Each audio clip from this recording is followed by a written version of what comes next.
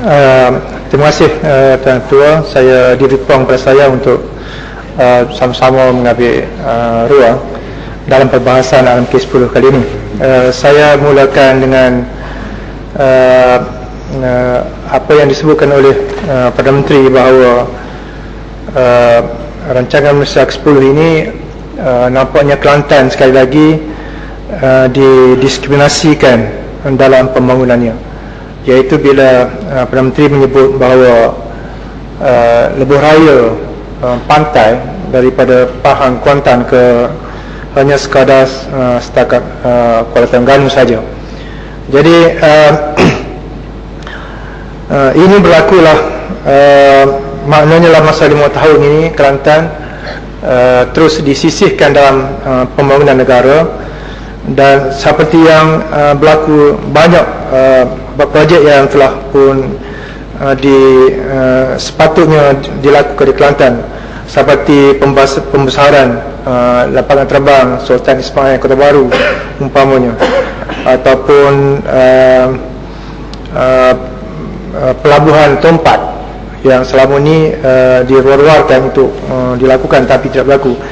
Begitu juga Tuan Yang Ketua, sepatutnya kerajaan mengambil kira tentang jalan daripada Gua Musang ke Kota Baru yang macam-macam berlaku, dan di antara jalan yang sangat banyak berlaku kemalangan jalan raya pada tahun-tahun yang lalu.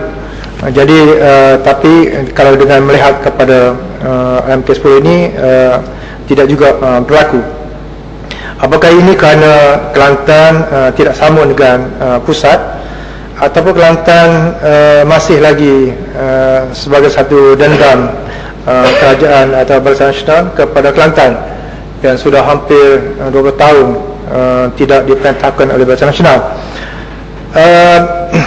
Mungkin jugalah barangkali di antara penyisihan yang berlaku ialah sampai hari ini kita rasakan bahawa royalti minyak ni pun barangkali tidak dapat kesudahannya, dan walaupun kita dari segi perlembagaan yang bahawa tuntutan royalti minyak oleh kerajaan Kelantan ada undang-undangnya, ada peraturannya yang disebut, tetapi dengan berlakunya apa yang berlaku sekarang ini, semacamlah kerajaan tidak menghiraukan. Sebab itu kita nak tahu apa alasannya kerajaan memberikan kepada JPP tentang wang ihsan ini, ikut peraturan mana, itu peraturan mana, dan bagaimana dia dilaksanakan. Baik, melalui Kelantan lagi lah, saya ingin mendapat penjelasan daripada kerajaan. Sehari dua baru ni lah tentang ada satu soalan juga, kerajaan negeri boykot Kelantan Vista 2010 ni yang berlaku sehari dua baru ni. Saya tanya bahawa mengapa kerajaan negeri Kelantan boykot itu, satu. Yang kedua lah, mengapa pula Perdana Menteri tidak hadir dalam perasmian itu. Dan kita dapat penjelasan yang akhirnya ialah Ketua Pengurusi Perhubungan UMNO Kelantan yang datang untuk merasmikan, walaupun dia kena hujan yang teruk lah pada malam tu. Yang semacam ada satu perbutan berlaku tentang program berkenaan, yang selama ni biasalah Menteri Besar bercakap dalam program berkenaan. Yang 2-3 bulan baru ni ada berlaku lagi satu peristiwa yang agak menyedihkan juga, ialah perebutan berlaku tentang oleh senator daripada Bacok ni, iaitu merampas bendera daripada Menteri Besar kerana untuk melepaskan tua Langkawi yang singgah di Kelantan pada baru ni.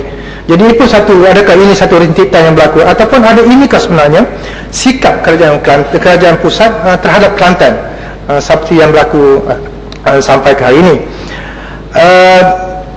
Yang ketiga, saya nak sentuh sikit tentang soal belia ni. Kita sedang berhadapan dengan masalah belia agak sangat parah sekarang ini. Jadi hingga hari ini kita tak dapat lagi kedatangan. Kerajaan sudah hilang, ataupun kita sudah hilang bincang soal dasar belia negara. Dasar belia negara kita sudah tidak bincang banyak, dan Dan kalau dulu kita dengar badan-badan beliau yang agak besar yang memberikan suatu idealisme kepada beliau ini, seperti Angkatan Beliau Islam Malaysia, MUIC, Pak B. Tapi badan-badan ini ke mana? Bila saya tengok dalam internet, dia kata ada lebih kurang 400 badan beliau yang ditubuhkan dalam kita, tapi peranannya tak ada. Nah, dan akhirnya saya rasa tidak betul ya, kalau kita letakkan beliau ni lah dikaitkan dengan sukan saja, ataupun dengan hiburan saja, ataupun dengan gejala sosial yang ada sekarang ni. Jadi sedangkan beliau ini sepatutnya diberikan suatu peranan yang besar, kerana dialah merupakan pengganti pimpinan negara pada masa akan datang nanti. Jadi ini kalau saya rasa idealisme beliau ini sekarang tidak diberi penekanan. Sehingga kan kita bertemu dengan macam-macam masalah yang dihadapi oleh dia sekarang. Sebab itu kalau boleh saya mencadangkan supaya istilah-istilah yang agak negatif kepada beliau ini kita tukarkan, macam mak rempeknya, bohsia lah. Nah, sebab Islam ni dia tidak suka meletakkan nama gelaran-gelaran yang rosak, gelaran yang negatif ini kepada nama-nama ini. Dan kalau kita tukar dengan yang baik, insya-Allah beliau-beliau ini akan berikan satu terdapat didikan yang baik. So kemudian itu tuan ketua, kerana itu saya merasakan bahawa ada dua institusi yang agak mesti diberi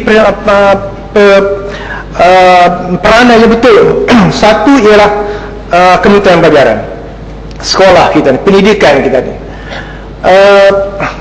Sebab saya rasa Kementerian Pelajaran sekarang ni sudah hilang satu tugas yang besar pada dia, ialah tugas pendidikan. Kalau dulu memang Kementerian Pendidikan, bukan Kementerian Pendidikan, tapi sekarang ditukar kepada Kementerian Pelajaran. Jadi saya minta supaya saya cadangkan kalau boleh Kementerian Pelajaran ditukar balik kepada Kementerian Pendidikan, supaya mengembalikan balik tugas mendidik masyarakat ini.